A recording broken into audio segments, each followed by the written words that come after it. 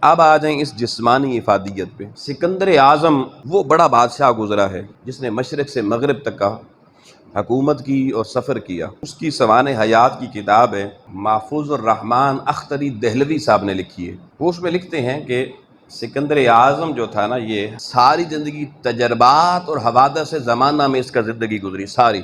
وہ کہتے ہیں کہ یہ ہندوستان میں آیا، سکندر اعظم ہندوستان میں آیا، اور سکندر اعظم کا دور قبل مسیح بڑا پرانا دور ہے۔ وہ کہتے ہیں کہ اس نے ہندوستان میں لوگوں کو اس زمانے میں روزہ رکھتے ہوئے دیکھا، سکندر اعظم نے۔ پتہ چلا ہمارے ہندوستان کے خطے میں روزہ بڑا پرانا ہے۔ سکندر اعظم نے خود بیان کیا، وہ کہتا ہے کہ جب میں ہندوستان میں گیا اور میں نے وہاں روزہ دار دیکھے تو میں نے بھی ان کے ساتھ صبح سے شام تک کھایا پیا نہیں، میں نے بھی روزہ رکھا۔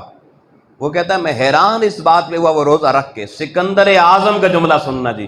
وہ کہنے لگا مجھے حیرت اس وقت ہوئی اس روزے کی، اصل طاقت کی، کہ اس وقت ہندوستان میں گرمی اتنی تھی کہ سبز گرین گھاس تو گرمی سے جل چکے تھے، مگر اس گرمی میں کھائے پیے بغیر جب ہم نے روزہ رکھا اور شام جب افطار کیا تو ہماری طبیعت میں تازگی، فرت اور قوت آ چکی تھی۔